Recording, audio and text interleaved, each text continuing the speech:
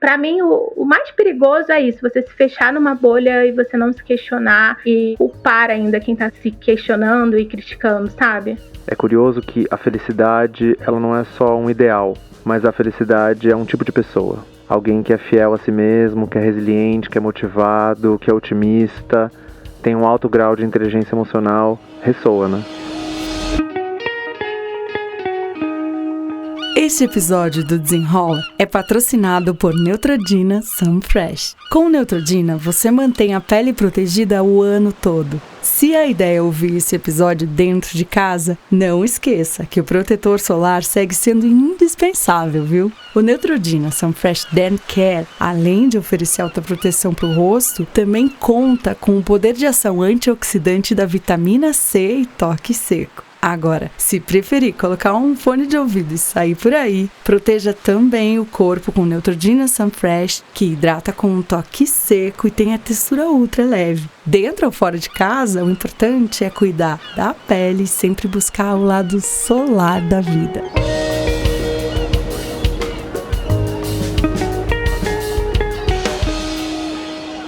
Olá, esse é o Desenrola, um podcast da Summer Hunter. Eu sou a Dandara Fonseca e toda semana a gente vai trazer aqui assuntos que você nem sabia que eram tão importantes para a tua vida.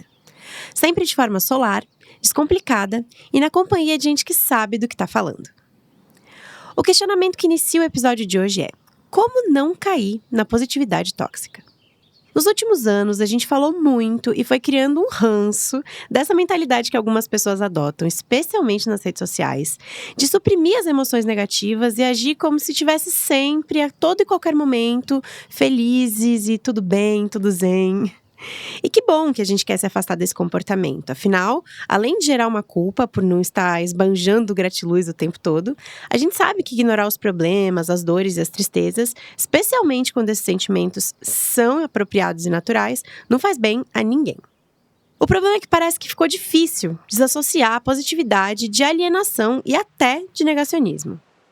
E mais do que isso, essa aversão à positividade pode nos levar diretamente para um pessimismo defensivo, que é quando a gente espera sempre pelo pior, e até para a negatividade tóxica, um catastroficismo irremediável que, além de não ajudar ninguém, pode causar paralisia e tristeza. Será que o mundo está tão louco que até a positividade passou a ser algo negativo? Rola construir dentro da gente um otimismo que abrace e reconheça o que a vida tem de bom e de ruim, às vezes até ao mesmo tempo?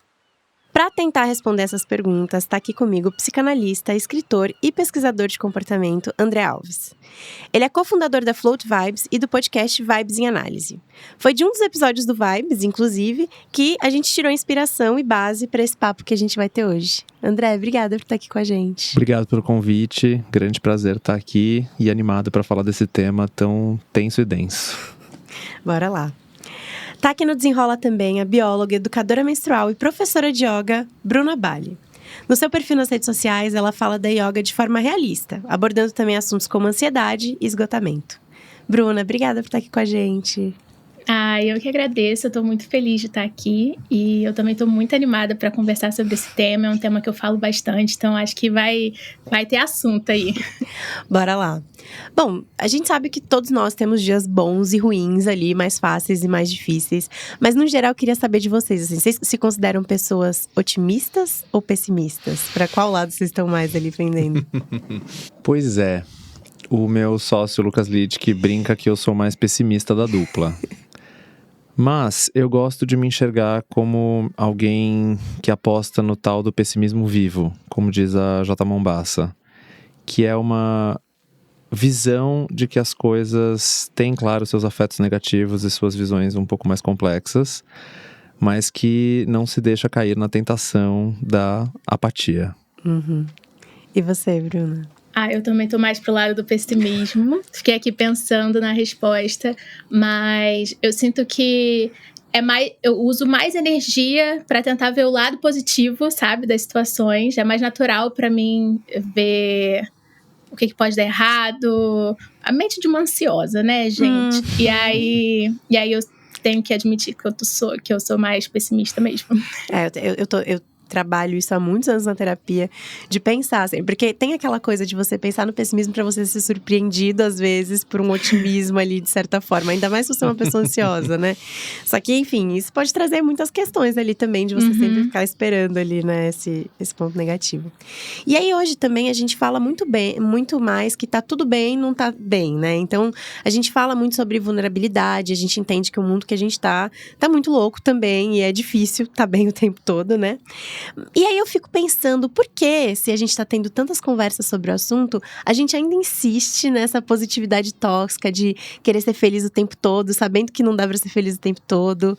Qual o motivo que a gente ainda fica batendo nessa tecla, sabe? Porque a gente tá numa encruzilhada histórica que trouxe a gente até aqui, né? Talvez o maior produto cultural dos últimos 100 anos seja A Busca pela Felicidade. Aquele livro clássico da Eva Illouz, com Edgar Cabanas, Rapicracia, uma análise muito boa de como a felicidade se tornou um produto amplamente disseminado para as massas e também radicalmente individualista. A gente está num tempo em que é curioso que a felicidade, ela não é só um ideal, mas a felicidade é um tipo de pessoa.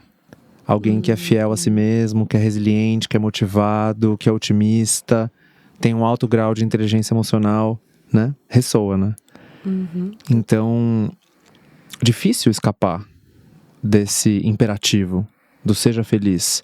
É uma troca muito grande que a gente fez do século XIX para o XX, e do XX para o XXI principalmente. Você merece, você pode, você precisa fazer o que você quiser. Acha o seu propósito, aí você vai ser feliz, vai sentir que nunca mais está trabalhando. Muito sedutor, né? E do outro lado tem toda a sociedade que acha que é uma fraqueza você falar das emoções que são desconfortáveis, né? Se você fala que você tá triste, aí tem sempre alguém que fala, mas por quê? Você tem tanta coisa boa na sua vida. Minha família é muito assim, então eu fui criada para não falar sobre os sentimentos negativos, sabe? E foi preciso também muita terapia, muito autoestudo para identificar isso, assim. Então, eu acho que a gente também cresceu nessa sociedade que busca a felicidade e vê qualquer sensação negativa como se fosse algo muito ruim. Tem a questão de você não pensar naquilo que você vai atrair, né? Então, eu tô com raiva, eu tô ansiosa, eu tô triste. Então, para de pensar, senão você vai atrair mais isso pra você, né? Então, eu sinto que além dessa busca pela felicidade, todo mundo tem que estar feliz e otimista, também tem esse outro lado de que você não pode nunca demonstrar suas fraquezas. Essa lei da atração é muito louca, né? A gente fez um episódio falando sobre morte aqui. E a morte tem essa questão, né? Você não pode pensar sobre a morte, senão você tá atraindo. Muito louco a gente não poder pensar sobre os assuntos, porque a gente tá atraindo esses sentimentos, né? E aí, vocês falaram dessa individualidade, né? Que eu acho que é muito danosa pra gente, assim, de pensar, você consegue fazer isso, né? Quase essa meritocracia da felicidade ali, né? E tem uma relação também que eu acho que hoje em dia a gente precisa mostrar muitas coisas, né? Então, vocês acham que as redes sociais também impactaram nessa positividade tóxica porque eu não só preciso estar feliz o tempo todo, eu preciso mostrar pro outro, ou tentar mostrar, fingir ali que eu estou feliz o tempo todo? Eu penso que a gente pode dar um passo atrás, Dandara, e pensar, as redes sociais são um produto do quê? E as redes sociais são um produto de um tempo muito narcísico, em que a gente faz uma aposta severa no eu. Coincidentemente, é exatamente esse o empuxo da cultura da felicidade. E também, prometo não ser acadêmico demais nessa nossa conversa, mas se a gente faz um recorte psicossocial e econômico, em tempos neoliberais, a gente está sempre atravessado pela cultura do desempenho. Então, a felicidade não é só uma questão de bem-estar. A felicidade é uma questão de performance. Qual é a sua pontuação no índice, no felicitômetro? Quão feliz você está?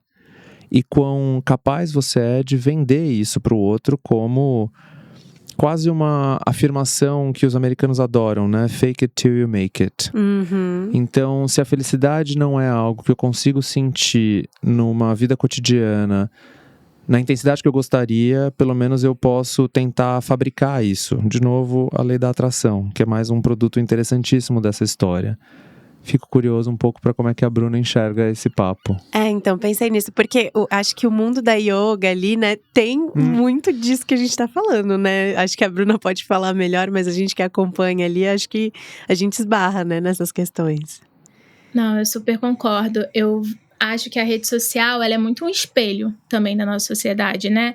Tipo, se a nossa sociedade ela não consegue falar sobre temas desconfortáveis, emoções desconfortáveis, ela também não vai conseguir demonstrar isso nas redes sociais, né? E aí acaba que entra só esse produto, que é o que a gente quer falar o tempo todo, da felicidade, do bem-estar, de rotinas inalcançáveis, né, da alimentação perfeita. Então, o yoga, ele acaba entrando no meio disso tudo e tem discursos bem perigosos, assim, também. Eu comecei a praticar yoga muito nova, né? Eu tinha 16 anos. E aí, quando eu percebi que ia fazer parte da minha vida, foi depois de uns 3, 4 anos fazendo umas aulinhas aqui, outras ali, eu comecei, foi também quando surgiu o Instagram, essas coisas, né? Eu comecei a seguir pessoas desse universo do yoga, né? E aí eu me dei conta de que era uma realidade completamente diferente da minha, porque eu sou da Baixada Fluminense, aqui no Rio de Janeiro, né? Então, eu via que era uma realidade completamente distante, impossível, uma rotina completamente nada a ver com a minha. E aí eu comecei a me questionar se era realmente para eu estar ali, se era uma coisa que eu realmente deveria fazer, porque tudo parecia que não era feito para mim. E aí entra isso, assim, daquele universo completamente perfeito, com roupas perfeitas, a prática perfeita, você não poder falar sobre...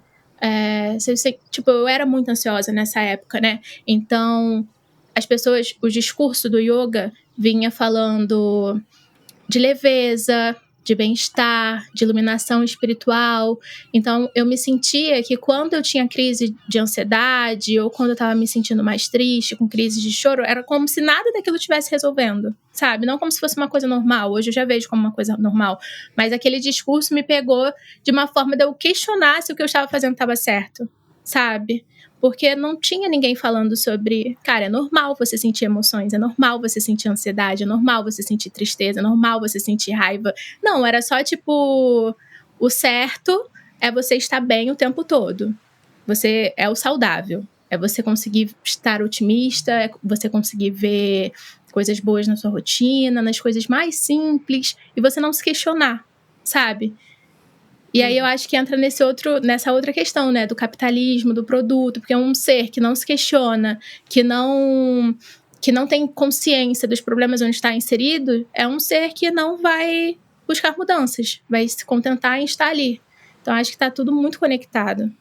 É curioso isso que você já puxou, né, Bruna? Porque tem um casamento meio macabro entre o maior experimento coletivo da história da humanidade, que são as mídias sociais, e a cultura do bem-estar. Ou até esse falso bem-estar. Essa onda de wellness, né? Que a gente wellness vê que tudo é wellness, nome. né? Exato. Tudo. Né? Que é, uma vez uma entrevistada me disse um negócio que eu nunca esqueci, que é uma indústria de 3,4 trilhões que existe para nos lembrar de como a gente não está bem. Então, tem um núcleo na PUC do Rio muito interessante de alguns psicanalistas que pensam nas doenças da beleza. E eu tenho pensado muito sobre as doenças do bem-estar. Porque tem um empuxo muito grande a estar sempre bem que contrasta radicalmente com o tempo que a gente vive. Uhum. Porque, vamos lá, saúde mental não é bem-estar. Saúde mental é a capacidade de estar. É a capacidade de lidar com os maus estares ou os males estares que a vida em sociedade nos cobra. Porque isso é básico, isso é Freud, assim, raiz.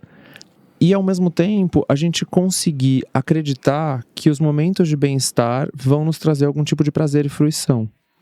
E a gente conseguir navegar essa ambivalência e tolerar a ambivalência dos objetos, das relações, do mundo.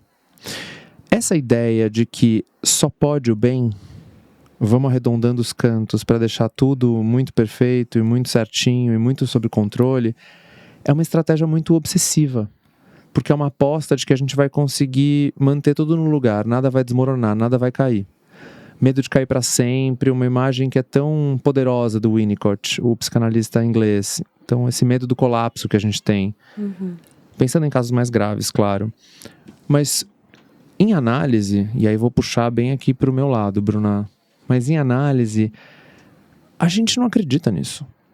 Muito pelo contrário, né? Eu sou suspeito, meu texto favorito do Freud é Mal-Estar na Civilização. Porque a civilização nos cobra esse preço. Há uma renúncia das pulsões. Há uma necessidade de tolerar as ambivalências. Esse é o texto que o Freud fala sobre felicidade, inclusive. Quem quiser começar a ler o Freud, eu sempre dou essa dica. Vai por aí, que é um dos textos sociais. O que a gente trabalha em análise é a capacidade de tolerar esse mal-estar. Ou seja, dando uma resumida, no lugar da gente apostar, e essa é toda a conversa rapcrática, positiva, psicologia positivista, que dos anos 90 para cá dominou a cultura. De que a gente vai conseguir manter tudo certinho no lugar se a gente fortalecer o ego. Na análise, a gente parte do pressuposto que vai cair. Porque a vida é queda. Porque tem muitas quedas, perdas, renúncias, solidão. Além das coisas legais, além das coisas boas. O que a gente tem que conseguir trabalhar num sujeito para que seja um sujeito saudável é a capacidade de se levantar. Ótimo. E o quanto tudo isso também não afasta a gente, não adoece também, né, de gerar culpa, né? Porque, por exemplo, quando a Bruna fala, né, de todo esse mundo da yoga, esse mundo perfeito, é isso, né? Você vai lá, você vai fazer 50 minutos de yoga, você vai acabar, você vai pensar, nossa, eu sou um lixo, porque eu tô do mesmo jeito, tô ansioso da mesma forma, né? Minha vida continua um caos. Não resolveu. Exato, a gente, tipo, é isso. E essa onda de wellness é muito louca, né? Recentemente viralizou a questão dos arquétipos, né? Que era, tipo, um mantra pra você repetir ali, pra você se parecer com um perfil que você gostaria de se parecer, né? Tem poucas coisas que me irritam tanto quanto vida de protagonista. Dicas pra você ser uma pessoa que vai ser... Gente, que história é essa, pelo amor de Deus? Que capítulo é esse do show do eu que a gente virou? Porque... De novo, a Bruna puxou, deu esse gancho, eu vou pegar ele agora, Bruna, que é... O meu trabalho é muito atravessado pelo Wilfred Bion, um psicanalista britânico que ficou um tempo na Califórnia e tem um trabalho muito interessante em que ele conceitua essa história de capacidade negativa, que é a nossa habilidade psíquica de existir no mistério, no incerto, no negativo, lidar com os afetos negativos. Sendo a capacidade negativa, e aí por isso que eu vou falar do gancho da Bruna, que falou, putz, eu sou uma pessoa ansiosa, como é que eu vou lidar com isso? Como é que eu vou ser yogi e ao mesmo tempo ansiosa? Como é que eu vou explicar isso nas redes sociais, né? Mas assim, a capacidade negativa é essa habilidade diante do desconhecido e a gente não ser movido pela ansiedade da incerteza. É a gente conseguir esperar, ter paciência para lidar com esses momentos mais difíceis e não necessariamente se instalar num lugar de alienação e também não se instalar num lugar de pura ansiedade, esfumaçamento, né? Assim, quadros que são um pouco mais complexos. Daí os arquétipos, a mentalização, claro, tem uma coisa interessante de vamos se aproximar, qual é o ideal que eu valorizo? Onde é que eu quero chegar? O que faz sentido para mim? Agora, a gente tem que tomar muito cuidado, né? Quando isso vira uma desculpa para a gente tentar suplantar qualquer coisa que a gente tenha dentro de si. Porque isso é afastar do desejo, e aí a gente tá enroscado. Vira uma performance, né? Sim, e você conseguiu hoje, Bruna, você sente encontrar esse lugar de falar desse yoga e falar desse mundo de um jeito mais sincero, né? Mais real mesmo. Sempre foi algo que me incomodava muito, né? E eu sou meio rebeldezinha, assim, das causas justas, aquariana. Aí eu comecei a trazer isso para as redes sociais, assim, eu comecei a falar como que estava sendo esse processo. Nessa época eu não era professora ainda, mas eu comecei a trazer o processo de como estava sendo o yoga para mim, enquanto ansiosa, e falando abertamente sobre as minhas emoções, as minhas crises, o que eu estava sentindo, como as técnicas estavam me ajudando. Então, desde o começo, assim, da minha caminhada nas redes sociais, eu sempre fui muito aberta sobre saúde mental. E aí, nessa época, eu comecei a crescer, os meus posts começaram a alcançar mais pessoas, porque lá em 2017, 2018, não tinham tantas pessoas falando abertamente sobre transtornos mentais, ansiedade, né? E junto com o yoga, que já era aquele lugar, né, todo performático, todo zen, bem-estar, então fui bem na contramão. E aí, desde então, eu comecei a querer me aprofundar nos assuntos, conhecer mais técnicas, espalhar o que eu estava aprendendo, né, sentindo. Eu percebi que eram coisas simples, que faziam muita diferença no meu dia a dia, que me ajudavam a voltar para essa neutralidade. Então, tipo, algo acontecia na minha vida, eu sentia ansiedade, mas eu conseguia voltar mais rápido, sabe? Eu não ficava tanto tempo presa ali, não tinha tantos sintomas mais acontecendo no meu corpo. E aí eu queria compartilhar isso com as pessoas, ensinar essas técnicas, não estimulando uma rotina inalcançável, práticas absurdas. Por exemplo, eu não sou uma pessoa que acorda de manhã. Nunca vou ser aquela pessoa que acorda às 5 horas da manhã e sal do sol, sabe? Não sou essa pessoa, eu sou muito mais noturna. E eu não divulgava que a pessoa tinha que ser assim, por exemplo, sabe? Tipo, não, para você praticar yoga, para você ver os resultados, para você ver os benefícios, você tem que acordar às 5 horas da manhã, você tem que saudar o sol não sei quantas vezes. Eu sempre fui pro outro lado, assim, não, tem que caber na sua rotina. Você não precisa mudar quem você é, você não precisa ter uma rotina exagerada que seja difícil de você seguir, que seja cansativo de você seguir, senão você tá indo pro outro lado, né?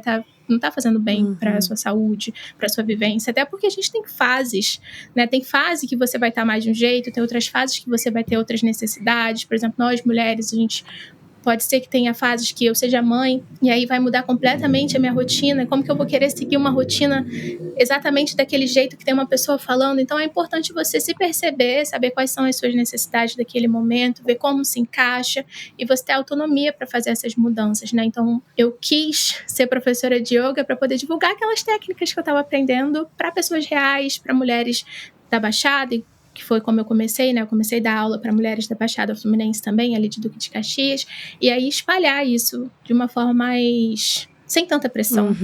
Que a gente tá precisando.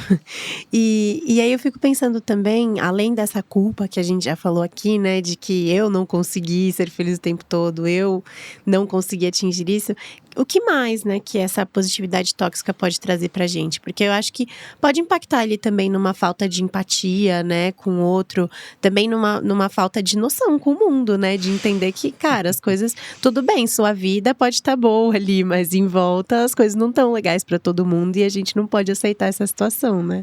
Eu vejo que essa necessidade de estar sempre positivo o tempo todo te coloca dentro de uma bolha, assim. Porque como eu falei antes, né, você para de questionar um pouco as situações. Porque se você sempre se propõe a ver o lado bom, você impede que as emoções não negativas, desconfortáveis, né, apareçam. E aí, se essas emoções, se você não está ouvindo essas emoções, como a raiva, a tristeza, você não entende o porquê que elas começaram. E é muito importante, se eu tô sentindo raiva, eu entender o porquê que eu tô sentindo raiva. Que é só quando eu tenho essa percepção, essa consciência do que tá acontecendo que eu consigo questionar aquilo, né? Então, se eu não, tô com raiva, mas abafa, deixa pra lá. Você não vai se questionar, você não vai ir no porquê de tudo. Então, acaba que você vai ficar presa numa bolha. A gente viu muito isso na pandemia, né? Eu senti muito esse discurso na época da pandemia, assim, me dava muita raiva ver as pessoas, tipo... O mundo acabando, várias coisas acontecendo, o Brasil sem vacina. E aí, não, a gente tem que pensar positivo. Vamos fazer um mantra aqui que tudo vai ficar bem, as pessoas vão ficar saudáveis. Gente, não é assim, né? Calma. Pra mim, o mais perigoso é isso, você se fechar numa bolha e você não se questionar e culpar ainda quem tá se questionando e criticando, sabe? Trazendo um pouco para a psicanálise, a gente sempre pensa que tem muitos afetos que nos constituem. Essa ideia de que tem afetos melhores que os outros, ela é um pouco louca. Porque não é só amor que existe dentro de nós. Muito pelo contrário. Tem muita destrutividade dentro de nós. Tem medo, tem vergonha, tem angústia. E aí tem coisas que a gente não pode esquecer da chave da ambivalência. Porque, por exemplo, o único afeto que não mente é a angústia. A angústia é o que aponta pra você onde é que não tá certo. A vergonha numa determinada quantidade, ela também é regulatória, no sentido de é uma inibição defensiva, que nos protege de algumas coisas. E o ódio, claro, o ódio é uma forma de vinculação também.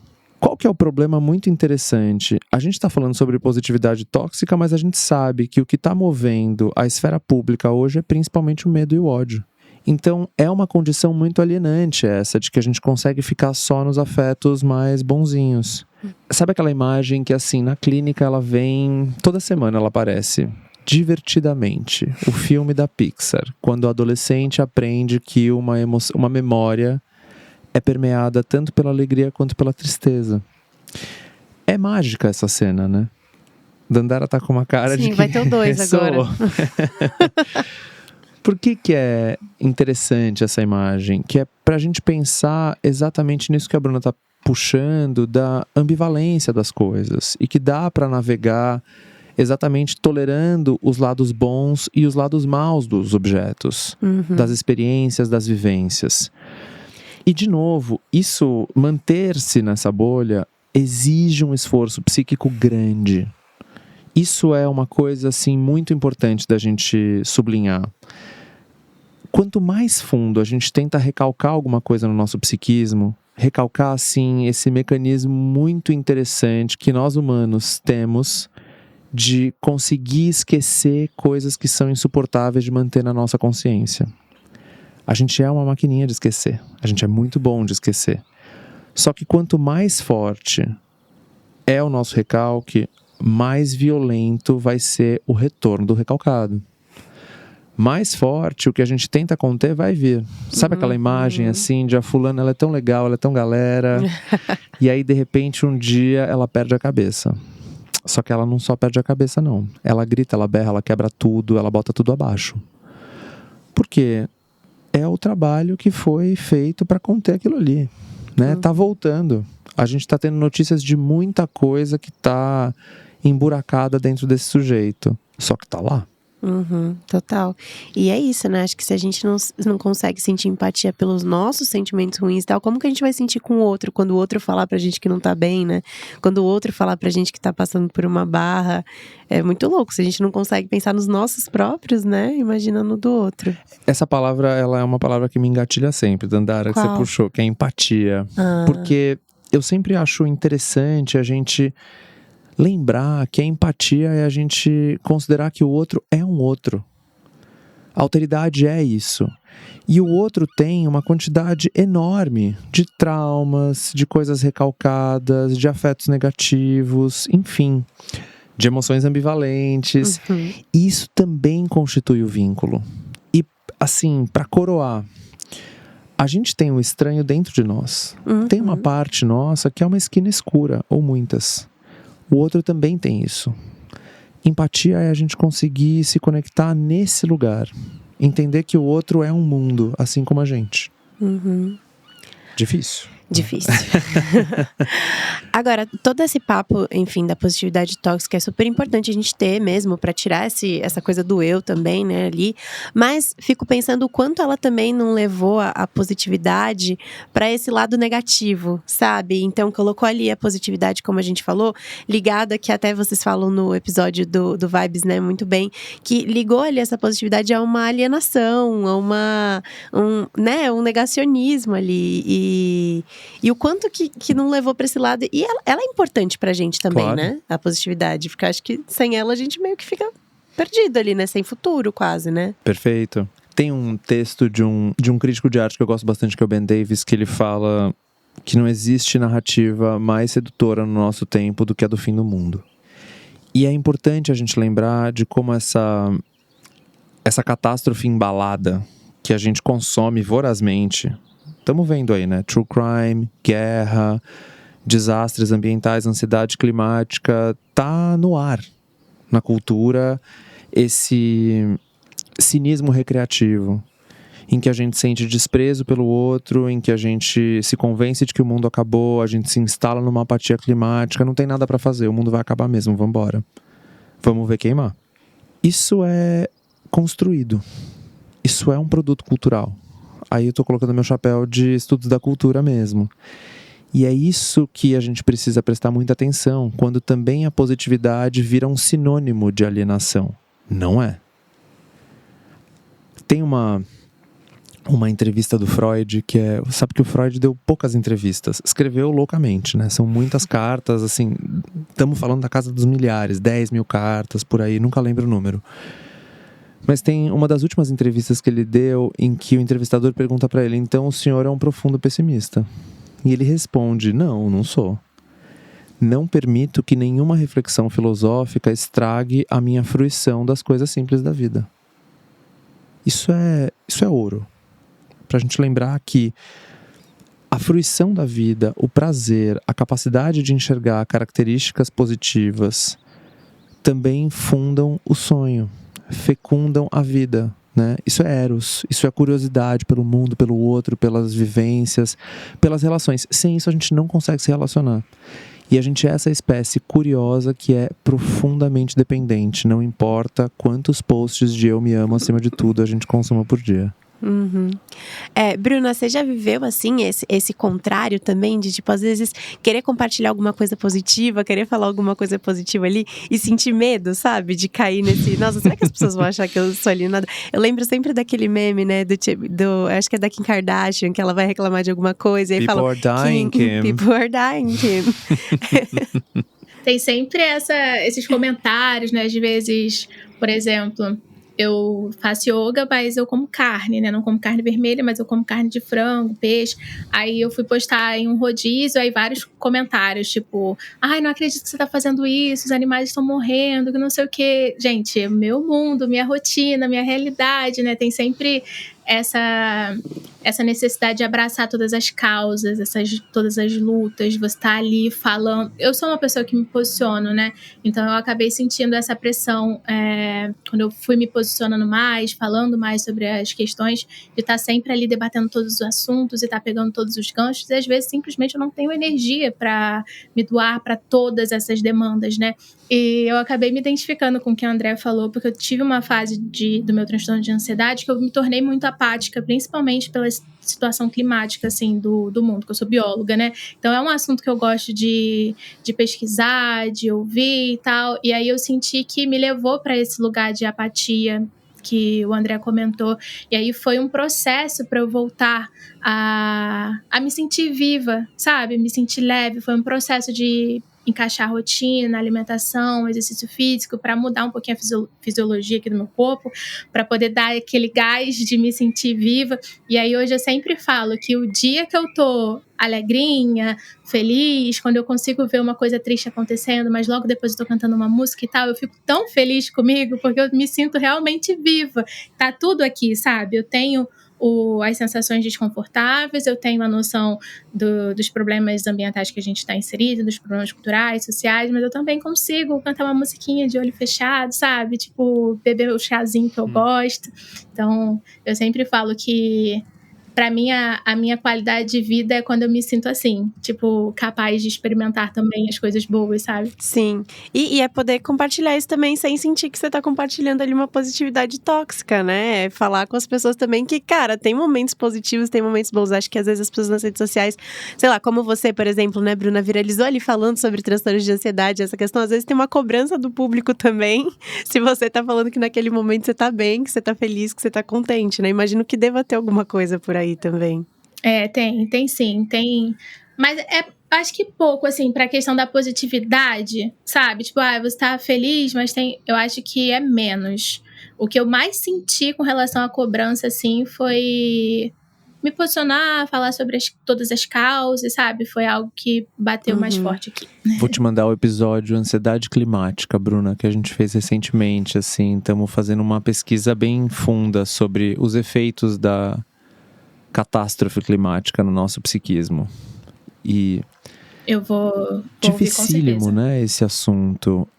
E acho que tem uma coisa que vocês duas falaram que me chama atenção, que é assim, as mídias sociais são curiosas, porque a gente insiste nesse modo de articulação em que a gente está tentando ter conversas profundas em meios que priorizam um pouco mais raso, né? A primeira frase, não lê a legenda, né? Só que tá no card. Exato, é mais estreito, né? E aí é curioso quando a gente faz algumas postagens, às vezes, e vem assim uma chuva de comentários, e aí começam umas brigas dentro dos comentários e tal. Nessa hora eu fico feliz, que assim, bom, tá mobilizando. tem algum tipo de saber sendo produzido. Acho um pouco diferente de quando a gente vê assuntos muito polêmicos sendo reduzidos, cancelados, e isso é uma forma de alienação, né? Claro, duvido que algum de nós três está disposto a abrir mão da internet de todo o seu poder, né? Tem uns acadêmicos que são mais radicais, né? Jonathan Crary escreveu Terra Arrasada, que esse ano saiu aqui no Brasil, e tem muita gente que está nessa opinião de assim, gente, despluga isso da tomada, porque não vai sair nada bom daqui. Mas como usuários, acho importante a gente lembrar desse empuxo ao achatamento, à redução, ao esvaziamento. É algo muito simples, pronto, acabou. Escolhe o teu time. Você vai ficar desse lado ou daquele. Ou é positivo ou é negativo. Não, peraí, gente, peraí. Tem mais. Tem mais pra gente conversar. Tem mais pra nossa capacidade simbólica ser trabalhada. Né? Senão é um tipo de massacre simbólico muito negativo, né? A gente vai... Tem muita gente escrevendo sobre isso. A gente vai topando essa morte da crítica. Essa incapacidade da gente exercitar pensamentos que são um pouco mais complexos e um pouco mais duros, e a gente se encaixa nessa posição meio de superego da cultura, né? Superego da internet, né? As caixas de comentários estão cheias. Tá certo, tá errado, não pode no rodízio, hein? Você, o que eu espero de você é outra coisa, sai daí. Não, gente, que isso? Nossa, muito louco.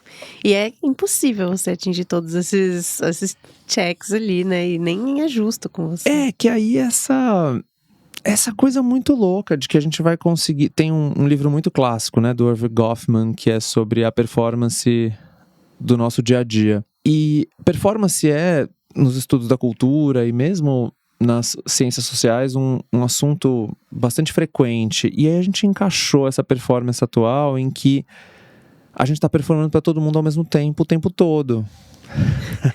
Rolou uns efeitos agora. Rolou um efeito aqui, não consegui controlar. Achei tóxico.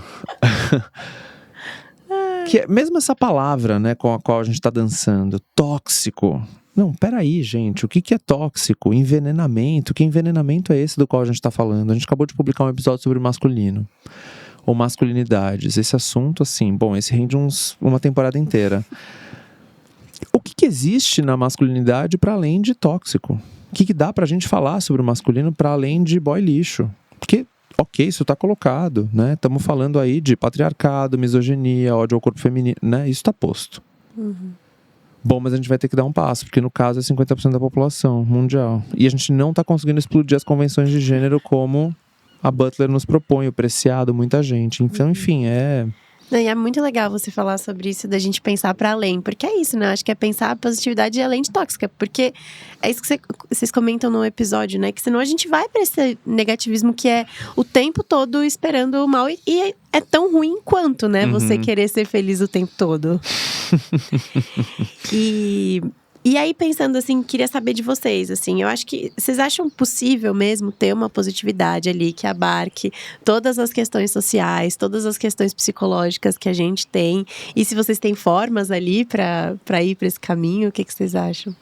Então, essa é uma coisa que eu venho trabalhando bastante na terapia, e foi um assunto do meu ano, assim, eu posso dizer isso, na terapia, porque eu venho buscando a neutralidade, que eu sempre sou muito negativa, né? Como eu falei com vocês, sempre vejo muito pessimismo e tal.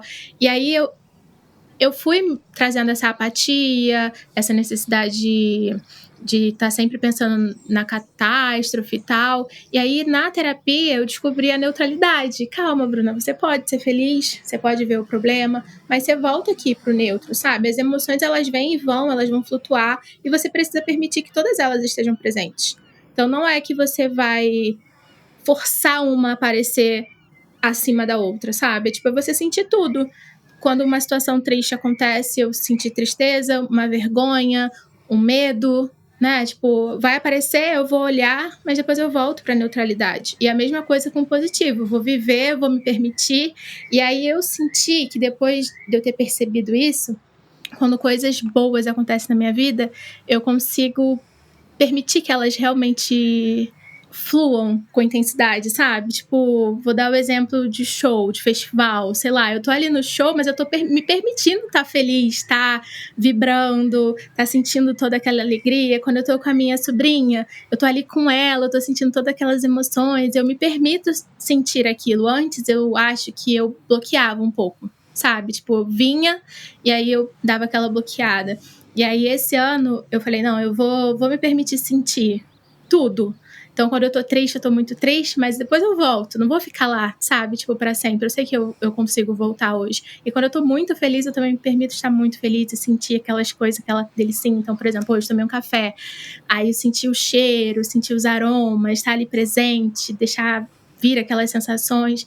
E aí eu sinto que buscar essa neutralidade, sabe? Tipo, é muito importante. Fazendo coro com o que a Bruna trouxe e buscando outras coisas que a gente foi falando ao longo dessa conversa, acho que tem essa capacidade, Dandara, da gente conseguir navegar todas as ambivalências e as infinitas possibilidades que a vida nos apresenta. E que às vezes vão convocar em nós diferentes coisas. O que eu sempre insisto, e na clínica principalmente, é a gente pensar na curiosidade por si e pelo outro. Como é que a gente consegue sustentar algum tipo de pulsão do conhecimento, usando um termo bem técnico, sobre nós, sobre o outro, sobre o mundo? No sentido de que, antes da gente ir para aquele lugar de, nossa, eu tô com esse pensamento intrusivo, eu sou muito ansioso, não acredito que eu tô passando por isso mais uma vez, olha só, eu sou péssima, eu não consigo ser feliz, fiz yoga hoje, tomei até o café, não cheguei nesse lugar. Tô te pegando um pouco como exemplo, hein, Bruna? Desculpa, psicanálise selvagem. Pode pegar. Tô aqui pra isso. Antes da gente escorregar para esse lugar, o que eu considero um lugar maravilhoso quando a gente consegue atravessar uma análise em todos os seus labirintos tortuosos, é a gente construir um terceiro lugar, que é o lugar do nossa, olha para onde eu tô indo. Olha o que isso provocou em mim. Que vem um pouco também de não ter uma expectativa ali pelo positivo, acho. Não? Impossível, né? Mas tentar, pelo Somos menos. seres das expectativas, mas como é que a gente vai lidar com elas? Como é que a gente vai trabalhar os nossos ideais e como é que a gente vai dessaturar os nossos ideais? Essa é a emboscada das mídias sociais. Ideais saturados. Então não basta ter um corpo, não basta ser um corpo. Tem que ser um corpo perfeito. E se o corpo não estiver perfeito, eu não posso fotografar, usar aquela roupa, transar, gozar. Não pode. Porque só o corpo perfeito tem lugar. Aí eu vou fazer lipoaspiração no joelho, porque eu preciso... Gente, isso é um delírio. Entende? Então é um ideal muito saturado. Eu tô usando esse exemplo bastante extremo e muito gráfico, talvez até um pouco cruel, pensando as notícias que a gente tem consumido nos últimos tempos. Mas isso tá nas relações. Amores leves. O amor é simples, tem que ser assim. Se não for simples, então não dá. Não é um amor bom. Gente, do que a gente tá falando? Não existe nada mais radicalmente abismal e solitário do que amar. Né? E vai ter muita coisa negativa aí. Impossível a gente não ter expectativas, né? Quero ter um amor lindo, quero ter uma fruição, quero ter uma experiência que vai me fazer acordar domingo de manhã e pensar, nossa, a vida é muito boa mesmo. Mas como é que a gente vai conseguir navegar as tempestades e lidar com os naufrágios? Porque eles também estão aí. Eles também vão vir. Então, eu acredito muito, sabe, Dandara, numa ideia de que a gente consegue, na força do pensamento, expandir a nossa capacidade de pensar para a gente conseguir trazer pensamentos. Isso é o oposto do penso logo existo, né? É um pouco assim, os pensamentos estão aí, a gente consegue abrir as nossas perspectivas, as nossas capacidades de elaboração conforme os pensamentos se apresentam. E os pensamentos vêm da vida, né? Enfim, pouco mais complexa. Não, mas ótimo. E essa parte que você comentou também, né, de não cair nesse pensamento super negativo ali o tempo todo. Eu acho que a gente postou um post esses dias e eu lembrei muito disso, de rir das pequenas agruras da vida, né? Que eu acho que é usar a positividade também onde dá pra usar, né? Que ótimo. Então assim, sei lá, você esbarrou em alguém na rua e ficou naquela dança de ir pra um lado pro outro. Nesse momento, lidar com positividade ali, né? Pra gente escolher um pouco as batalhas também, né? De onde a gente não colocar essa positividade, se questionar mais ali, mas nesses pequenos momentos de possibilidade, como a Bruna falou do café ali, colocar a positividade ali, a felicidade nesses momentos, né? Sem humor não vai dar, gente. Não tem como, né? Não é à toa que a gente é tão obcecado por memes. O Lucas e eu, a gente é suspeito. A gente acredita que memes são uma das maiores criações culturais que a gente tem nas últimas décadas. Por quê? Porque a gente precisa liberar essa tensão, né? Essa é a função básica do humor dentro de nós. É liberar alguma coisa que está muito comprimida. E a gente consegue dar vazão. Inclusive, para finalizar, queria saber, o que vocês curtem fazer, assim, para buscar essa positividade, para seguir acreditando com essa esperança ali? Tem alguma coisa que vocês curtem fazer? Eu gosto de fazer coisas que eu gostava quando eu era criança. É uma parada que mexe muito comigo, assim.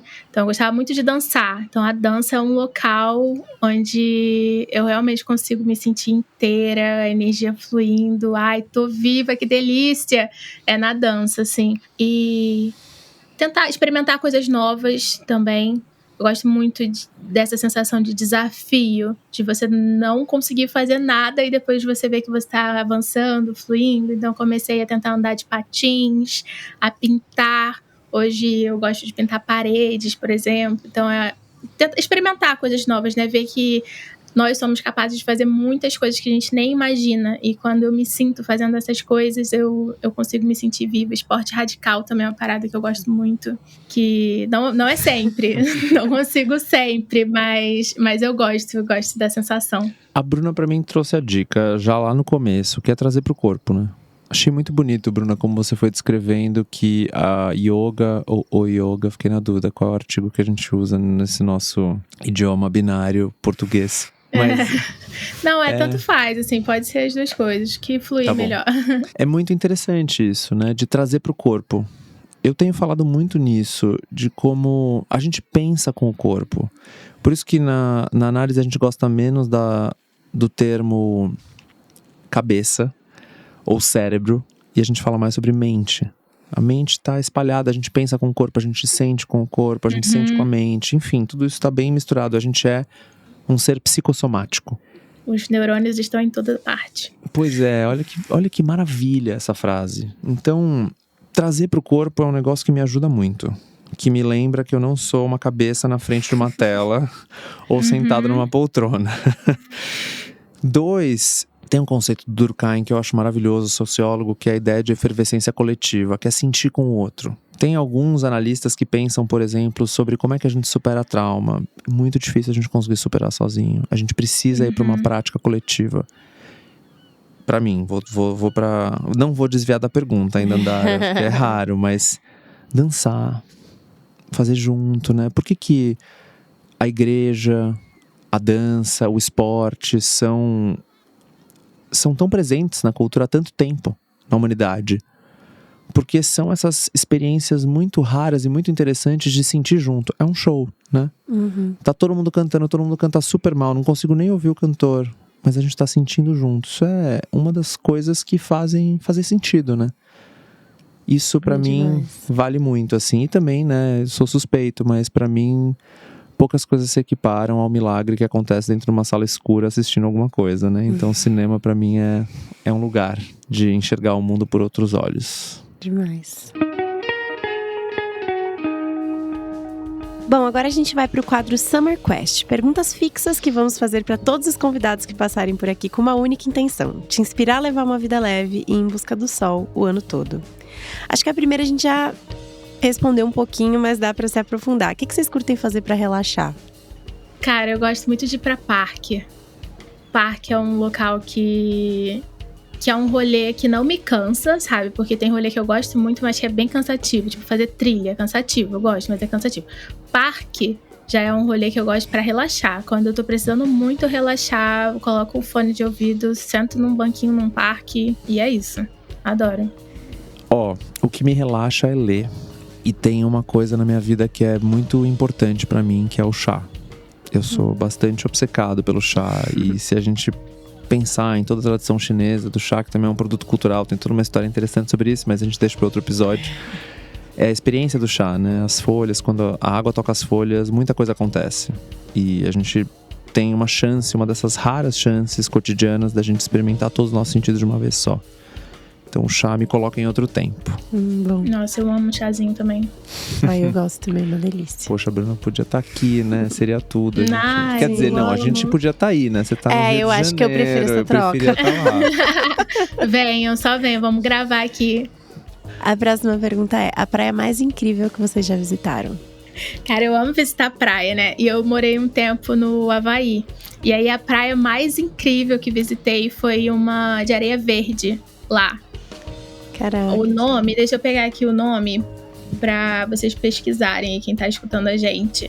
É Papakolea Beach. É em havaiano, né? Papakolea Beach. É a areia de areia verde. E aí foi incrível, que a gente faz uma trilha assim em cima de montanha, não sei como é que chama, os geólogos aí que me ajudem. Mas a gente vai fazendo uma trilha de 6 milhas por cima, com um marzão assim do seu lado, sabe? E aí do nada um precipício, a praia tá lá embaixo, com areia verde, é incrível, muito legal.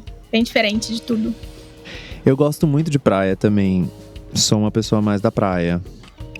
Morei no Rio um tempo, então tenho uma relação muito forte com o Rio de Janeiro. Sabe aquela sensação de fim de tarde, você tá voltando de Grumari?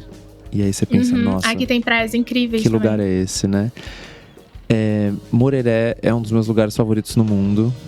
E eu sempre fico na dúvida se a gente chama tanto Moreré porque é maravilhoso ou porque é tão difícil de chegar. Mas é sempre assim, né? E Crane Beach, que é uma praia em Barbados, que é uma praia bem famosa e que eu resisti bastante pra ir, mas quando cheguei lá fiquei realmente embasbacado. Valeu a pena. Valeu a pena. O clichê faz sentido, né? Tem alguns clichês que tem sabedoria, né? Exato. A gente tem que respeitar. Se vocês pudessem escolher um lugar do mundo pra estar agora, qual vocês escolheriam? Cara, hoje eu estaria realmente no Rio de Janeiro, porque vai ter show do Rebelde daqui a pouco. E eu não ia me perdoar se eu não fosse. Então hoje eu tô no lugar certo. Nossa, qualquer lugar do mundo. Qualquer lugar do mundo. E a última pergunta é: a tradução de verão perfeito pra vocês? Talvez a gente conseguir lidar com os perrengues do verão. Lembrar que verão perfeito não existe. Olha lá. Você vê que a gente se entrega, né? A gente se entrega. Eu diria que é água. Muita água. Água pra beber, água do mar, água de cachoeira, água de chuveirão. Água, muita água. Bom, gente, é isso. Eu queria agradecer vocês pelo papo. Se vocês tiverem um último recado pra dar, tem um livro saindo, né, André? Tem um livro que tá aí. É o Vibes em Análise, Psicanálise para escutar as vibrações da cultura contemporânea. Um livro que eu escrevi junto com o Lucas, com base no podcast. Um livro que nos pediram muito para escrever e finalmente saiu com a Editora Nacional. Então, enfim, tá nas redes, na Amazon. E quem quiser saber um pouquinho mais do que a gente apronta, @FloatVibes no Instagram. Também no Substack, no TikTok, enfim, vários canais. Boa. Pô, iradíssimo. Já dá pra ler no verão já. É isso. É um bom livro de verão. São 356 delícia, pra levar páginas. na mochilinha. São 356 páginas, então dá uma por dia no ano, sabe? Ai, bom. Bruna, quer dar algum recadinho final? Eu queria agradecer e o convite por estar aqui, por falar sobre esse assunto, por aprender também muito com o André. Muito obrigada pelos ensinamentos, pelas reflexões. E quem quiser me acompanhar, @BrunaBalho. Eu falo bastante também de uma rotina mais real, assim, dentro da possibilidade daquele slow content, né? Faço quando dá, o que dá. Mas quem quiser me acompanhar também, dá um oi lá, fala que veio do podcast, que eu vou ficar feliz. É isso, obrigada, gente. Obrigado, até mais. Até mais, um beijo. Espero que você que tá aí do outro lado tenha curtido esse papo tanto quanto a gente. Segue o Desenrola na sua plataforma de áudio favorita, avalie o podcast, segue o The Summer Hunter também nas outras redes, conheça o trabalho da Bruna e do André. E é isso, até a próxima.